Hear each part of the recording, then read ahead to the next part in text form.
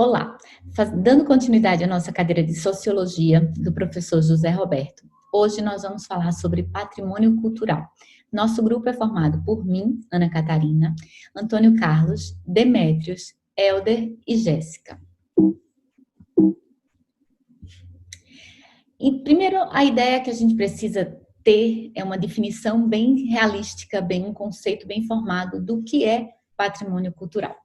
Patrimônio é tudo que criamos, que valorizamos, que queremos preservar. São os monumentos e as obras de arte, e também as festas, músicas e danças, os folguedos e as comidas, os saberes, fazeres e falares. Tudo, enfim, que produzimos com as mãos, com as ideias e com a fantasia. Essa é uma definição que eu achei bastante curiosa de Cecília Londres, que é doutora em sociologia. Em outras palavras, a gente tem que patrimônio cultural é o conjunto de conhecimentos e realizações de uma comunidade, acumulados ao longo de sua história, que lhe conferem traços de identidade.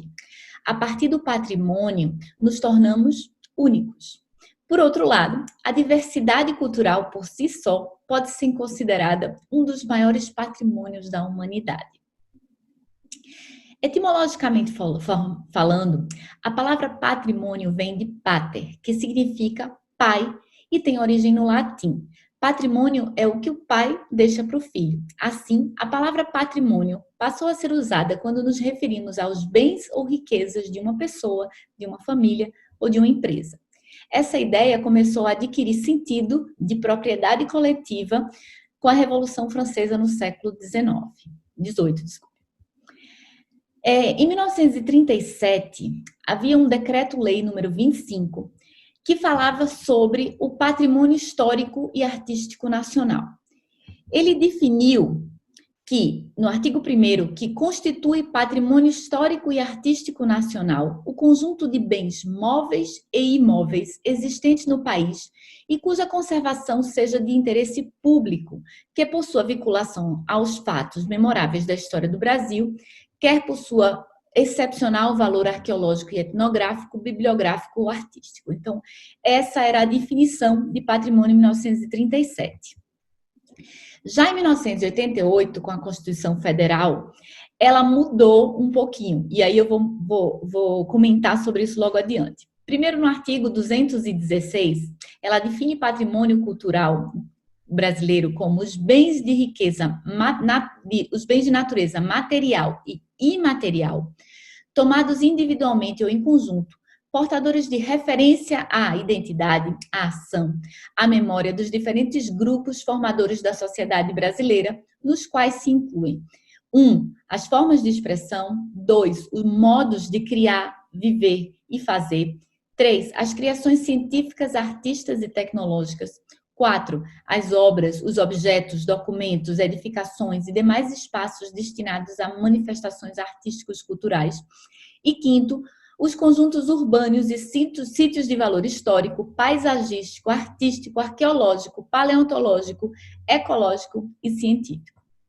O que é que acontece é que é preciso a gente entender que mudanças foram essas, né? De 1937 a 88, o que é que realmente mudou? Primeiro, o conceito, sem dúvida, é muito mais amplo. A troca de nomes, que veio de patrimônio histórico e artístico, agora é patrimônio cultural brasileiro. Incorporou o conceito de referência cultural e incorporou a definição de bens passíveis de reconhecimento, sobretudo os de caráter imaterial. Estabelece parceria entre o poder público e as comunidades para a promoção e proteção do patrimônio cultural brasileiro.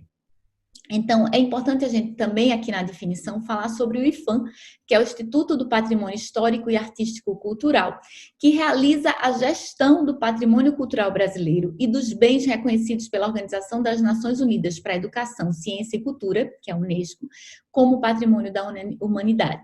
Então, o IPHAN, ele constrói parceria com os governos estaduais, através do Sistema Nacional de Patrimônio Cultural.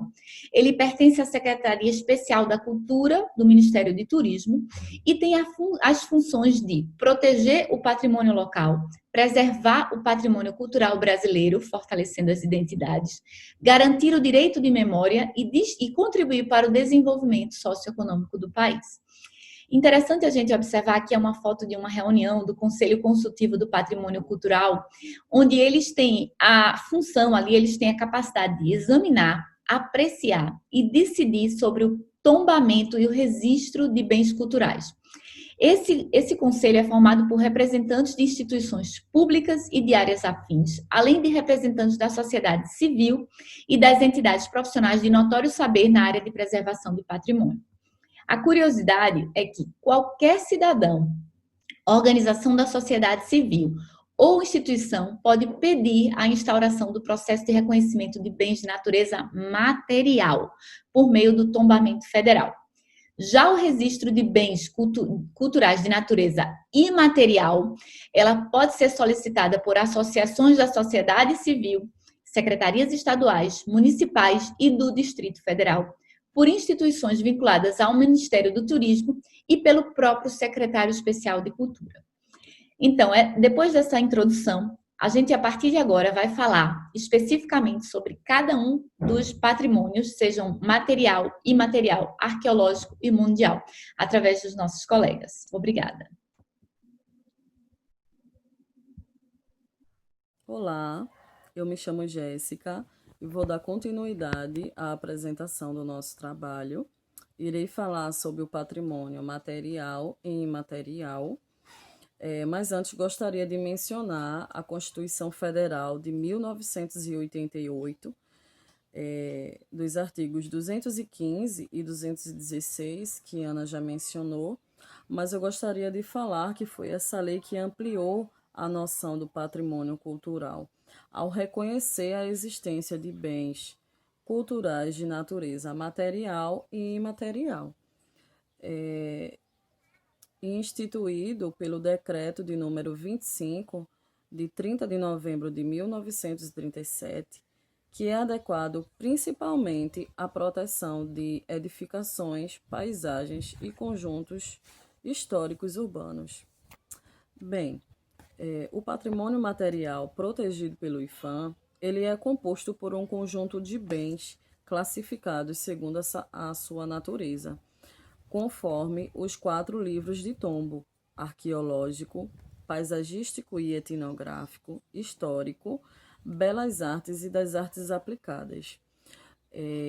Podendo ser bens tombados de natureza material, os imóveis, como as cidades históricas, sítios arqueológicos e paisagísticos, bens individuais ou até móveis, como coleções arqueológicas, acervos museológicos, documentais, bibliográficos, arquivísticos, videográficos, fotográficos e cinematográficos. Darei alguns exemplos mais simples sobre esses bens tangíveis, que podendo ser igrejas, prédios, monumentos, pinturas, pinturas rupestres, arqueológicas, esculturas, o conjunto paisagístico do bairro do Recife também é um exemplo, o Pelourinho, o Centro Histórico de Olinda, as pirâmides do Egito. Todos esses são exemplos, né, do que é o patrimônio material, dentre muitos outros.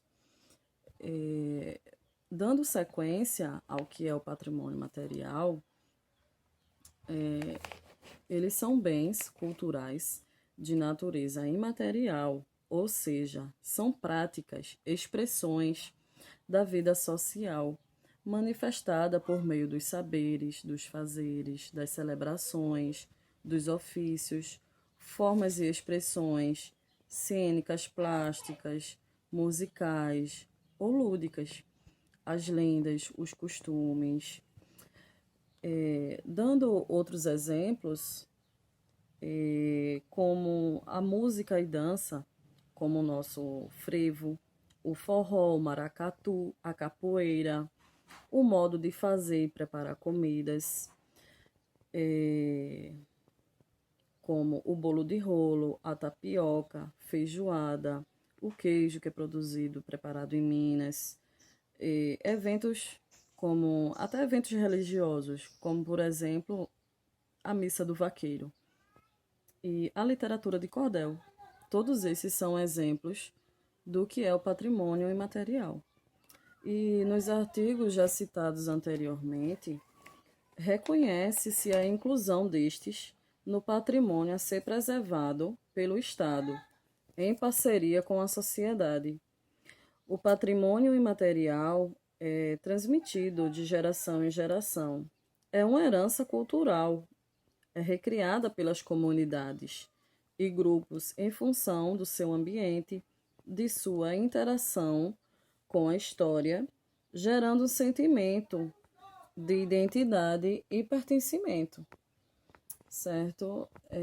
E também gostaria de mencionar que, para atender às determinações legais e criar instrumentos adequados ao reconhecimento e apresentação desses bens imateriais, o IFAM ele coordenou os estudos que resultaram na edição do Decreto número 3.551, de 4 de agosto de 2000, que instituiu o registro de bens culturais de natureza imaterial e criou o Programa Nacional de Patrimônio Imaterial, o PNPI, e consolidou o Inventário Nacional de Referências Culturais, o INCR.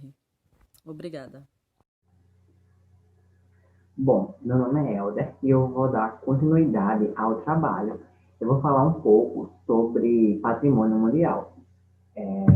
Bem, a Convenção de Patrimônio Mundial e Cultural, adotada em 1972 pela Organização das Nações Unidas para a Ciência e Cultura, a Unesco, tem como objetivo incentivar a preservação de bens culturais e naturais considerados significativos para a humanidade.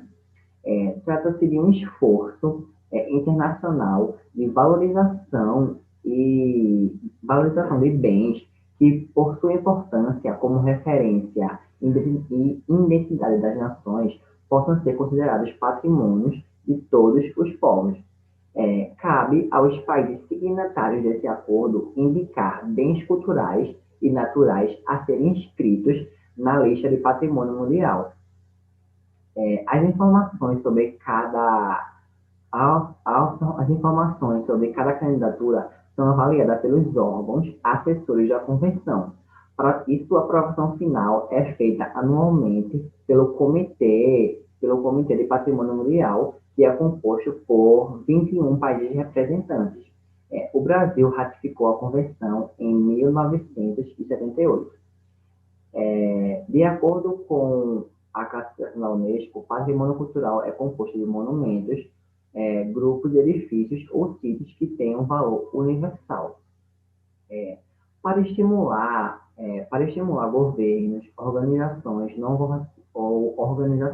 governamentais, as comunidades locais a reconhecer e valorizar, identificar e preservar seu patrimônio intangível, a Unesco criou um título internacional que destaca espaços e manifestações de cultura imaterial, a chamada Lista de Representatividade do Patrimônio Cultural Imaterial da Humanidade, prevista pela respectiva convenção.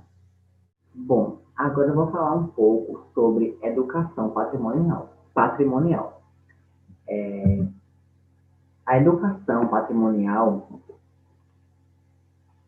A educação patrimonial constitui de todos os processos educativos e formais e não formais que têm como foco o patrimônio cultural, apropriado socialmente como recurso para a compreensão sociohistórica das referências culturais em todas as suas manifestações, a fim de colaborar para seu reconhecimento, sua valorização e preservação. Considera-se ainda que os processos educativos devem primar pela construção coletiva e democrática do conhecimento, por meio da participação efetiva das comunidades detentoras e produtoras das referências culturais, onde convivem diversas nações de patrimônio cultural. O IPAM busca formas de implementar uma postura educativa em todas as suas ações institucionais. O objetivo é que cada representação do IPAM no território nacional funcionem como centro de diálogo e construção conjunta com a sociedade de políticas de identificação, com políticas de identificação, reconhecimento e promoção do patrimônio cultural. O projeto Casas, o projeto Casas do Patrimônio é a principal iniciativa, a principal iniciativa nesse sentido. As principais diretrizes que devem nortear as ações de educação patrimonial decorrem de um longo processo de debates institucionais, aprofundamentos teóricos e avaliações das práticas educativas voltadas à preservação do patrimônio cultural. Ao mesmo tempo, são amparadas em uma série de premissas conceituais. As comunidades devem ser participativas, efetivas nas ações educacionais. Os bens culturais estão inseridos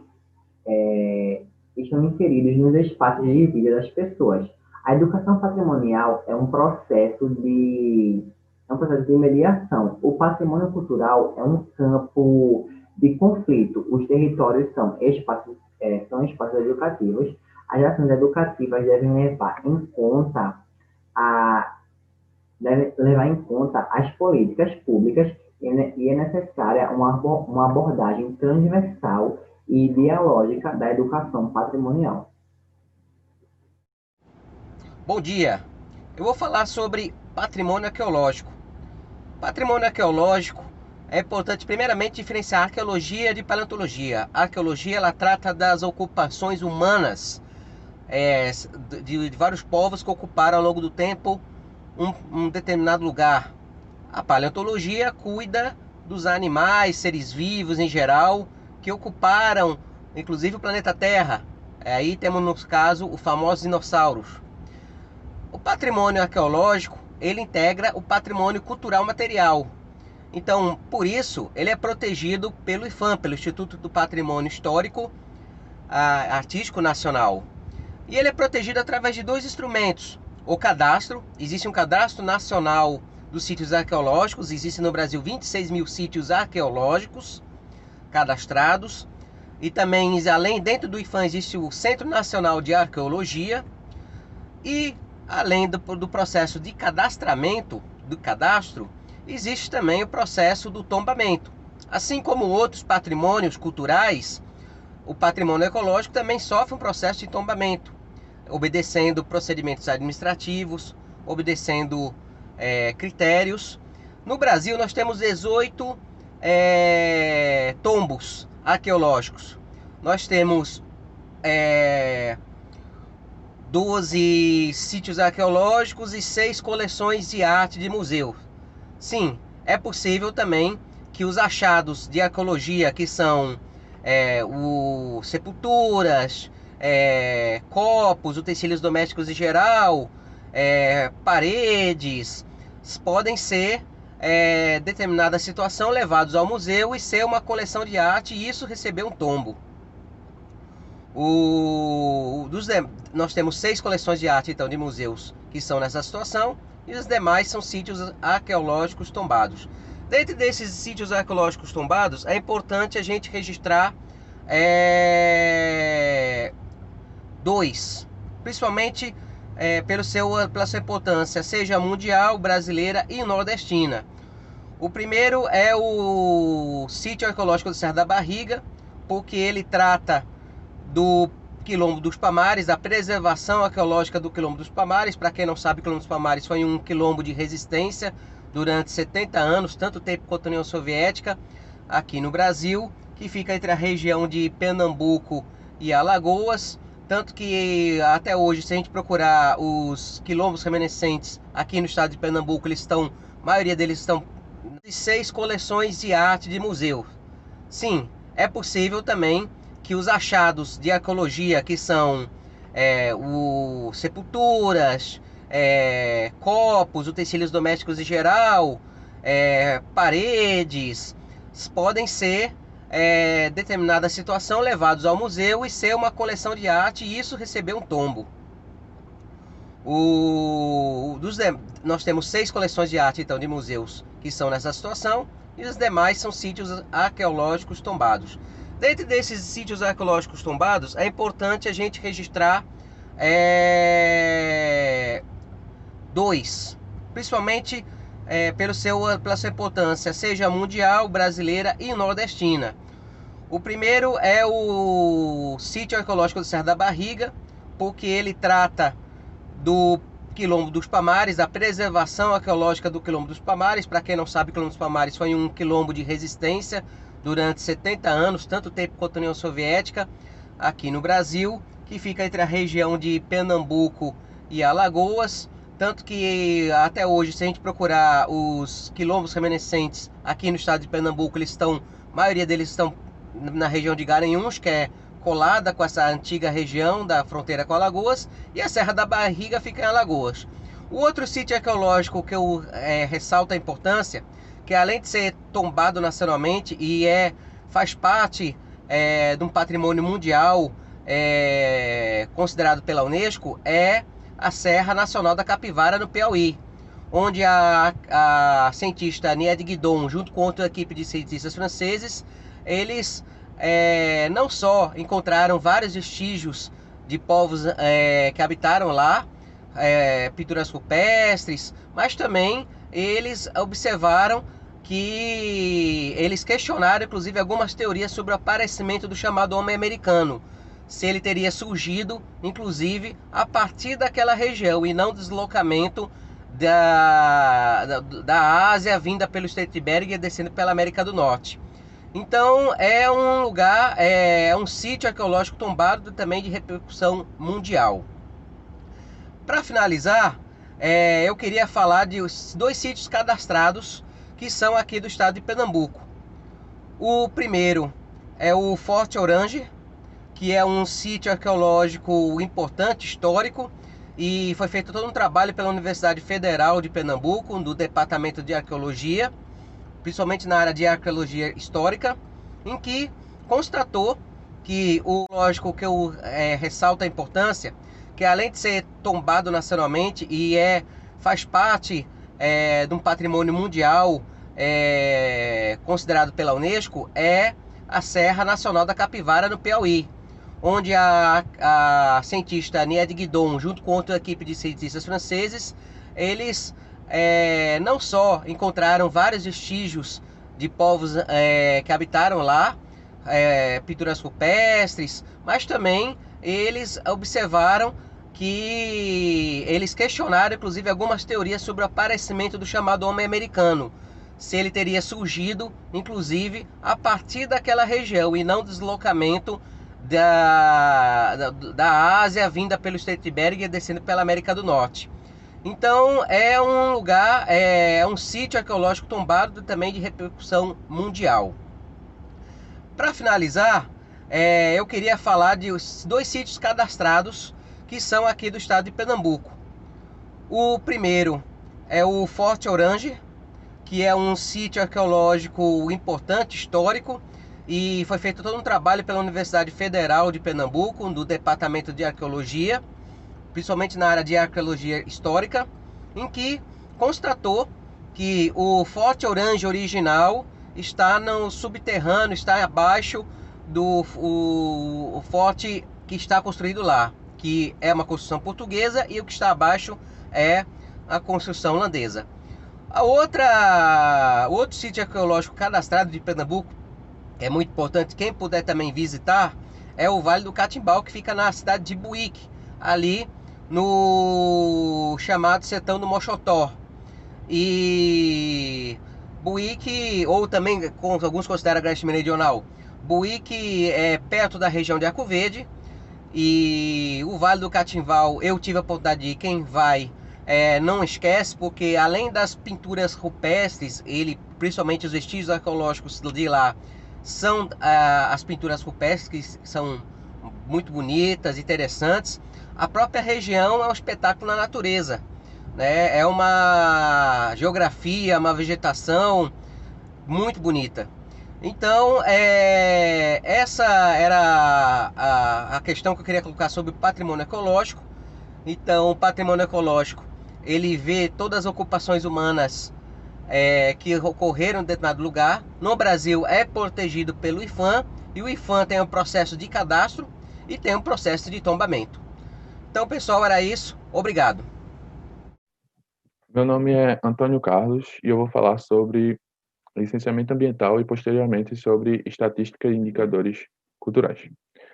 O licenciamento ambiental é algo obrigatório em todo empreendimento e é por meio do licenciamento ambiental que é exercido o controle necessário sobre as atividades humanas que interferem nas condições ambientais e devem ser conciliadas com o uso dos recursos naturais. O objetivo é assegurar a sustentabilidade dos ecossistemas em suas variabilidades físicas, bióticas, socioculturais e econômicas. Além disso, os impactos ao meio ambiente também envolvem aspectos culturais. Órgãos responsáveis pelo licenciamento ambiental. Os impactos ao meio ambiente causados por grandes projetos de infraestrutura sempre estão vinculados aos aspectos culturais das comunidades por onde essas obras passam. E diante disso, o governo federal, em 2015, publicou uma portaria que estabelece a participação de alguns órgãos no processo de licenciamento.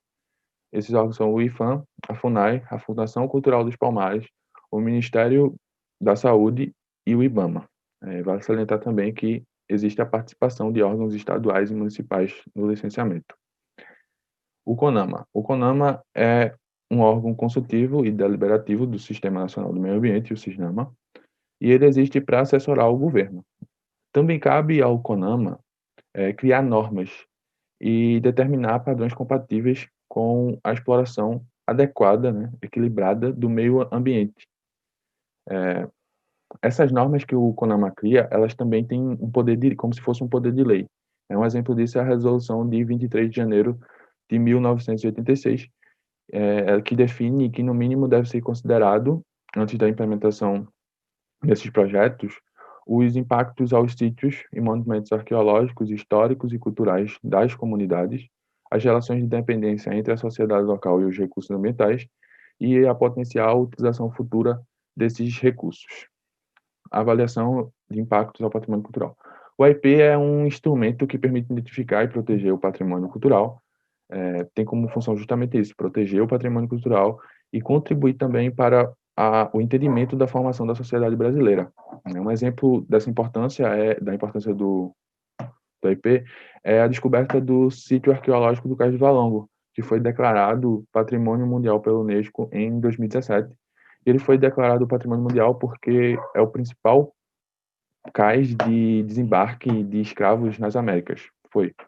E está no mesmo patamar de outros lugares reconhecidos pela Unesco como lugares de memória e sofrimento, como o Memorial da Paz em Hiroshima e o campo de concentração de Auschwitz. E agora vamos falar sobre estatística e indicadores culturais. O Sistema Nacional de Informações e Indicadores Culturais, o SINIC, eu acho que é isso. Esse sistema é uma plataforma digital para monitoramento do Plano Nacional de Cultura, PNC, e tem como função coleta, sistematização e interpretação de dados. Cabe ao SINIC fornecer metodologias e estabelecer parâmetros à mensuração da atividade do campo cultural e das necessidades sociais por cultura que permitem a formulação e monitoramento, gestão e avaliação das políticas públicas sobre cultura. O objetivo desse sistema é permitir que os agentes culturais e o público em geral possam ter acesso a informações sistematizadas e atualizadas sobre cultura. Também pode oferecer serviços de busca de dados, estatística, indicadores e outras informações relevantes sobre bens e serviços culturais, dando um apoio justamente a gestores culturais públicos e privados. Um exemplo disso é esse mapas.cultura. Eu coloquei esse sítio porque enquanto eu estava olhando o site do Cine, tinha diversos sites que estavam em fase de implementação. Tinham indicadores.cultura, vocabulário.cultura e outros. Esse de indicadores de vocabulário eu não consegui entrar não, acho que não estava funcionando, mas o de mapa já estava funcionando. E ele é muito interessante porque mostra um mapa com todos os pontos de espaços culturais, agentes culturais, projetos e até editais disponíveis na área da cultura. E agora sobre o Plano Nacional de Cultura.